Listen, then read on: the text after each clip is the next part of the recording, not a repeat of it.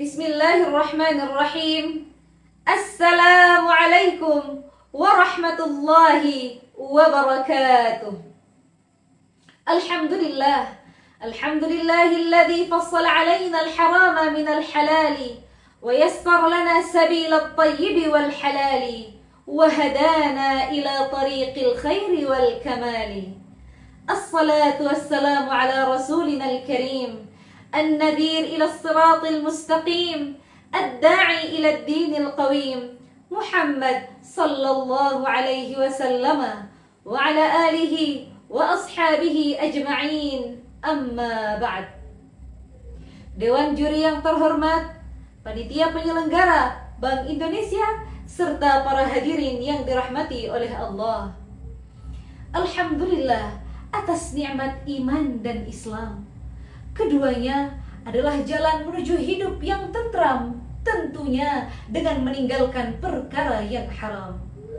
Salawat dan salam kita kirimkan kepada Nabiullah Muhammad sallallahu alaihi wasallam, Nabi yang datang dengan risalah Islam, suri tauladan seluruh alam, yang syafaatnya kita nantikan di hari pembalasan.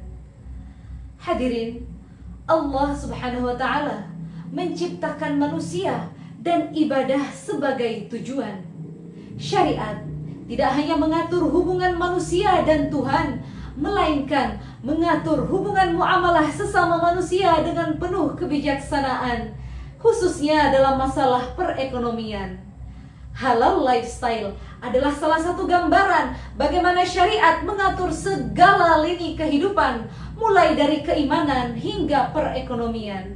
Namun sayang, terkadang gaya hidup halal dipahami secara parsial dan terbatas, hanya sebatas logo halal yang terukir di atas kertas.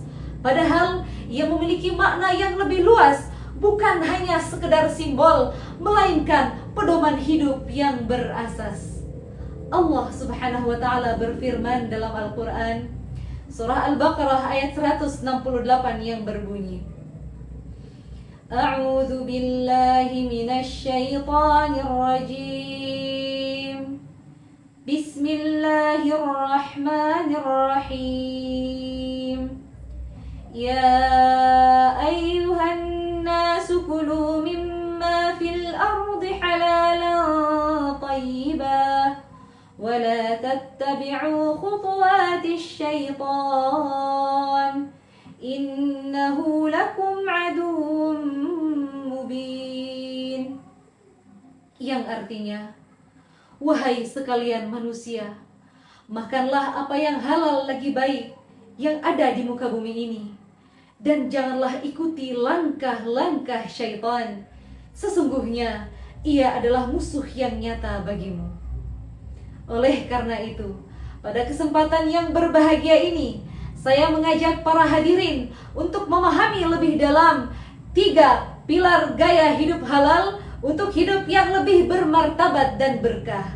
Pilar yang pertama, halal bahannya. Rasulullah sallallahu alaihi wasallam bersabda, "Innallaha thayyibun la yaqbalu illa thayyiban."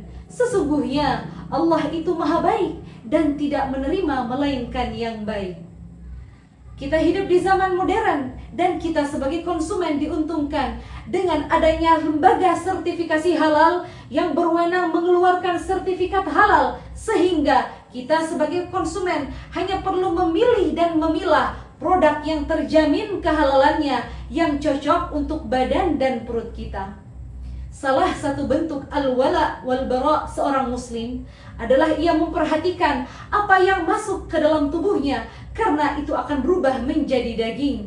Rasulullah sallallahu alaihi wasallam bersabda, "Kullu lahmin wa damin nabata min sukhtin fannaru awla bihima." Setiap daging dan darah yang tumbuh dari perkara yang haram, maka neraka lebih utama baginya. Pilar yang kedua, halal transaksinya. Hadirin, Umar bin Al-Khattab, salah satu khulafa'ur rasyidin, pernah berkata, "La yattajir fi suqina illa man faqiha aklar riba." Janganlah seseorang berdagang di pasar kami, melainkan ia telah memahami seluk-beluk tentang riba. transaksi yang halal meliputi 3 perkara: terbebas dari riba, terbebas dari kezaliman, dan harta yang digunakan dalam belanjanya adalah dari harta yang halal. Pilar yang ketiga adalah halal penggunaannya. Hadirin, bahan yang halal didapat dengan cara yang halal. Jika tidak digunakan di jalan yang halal lagi baik, tentu akan mendatangkan dosa bagi pelakunya.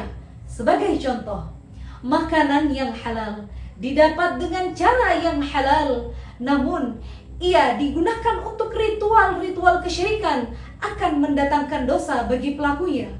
Minuman yang halal didapat dengan transaksi yang halal, namun dinikmati di siang hari bulan Ramadan, sedangkan pelakunya adalah orang yang wajib berpuasa, tentu akan mendatangkan dosa bagi pelakunya.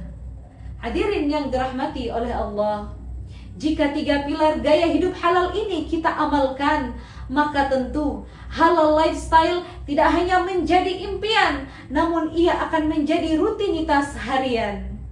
Akhirul kalam, cukup sekian dari saya. Lebih dan kurangnya mohon dimaafkan. Wabillahi taufiq wal hidayah, waridha wal inayah. Wassalamualaikum warahmatullahi wabarakatuh.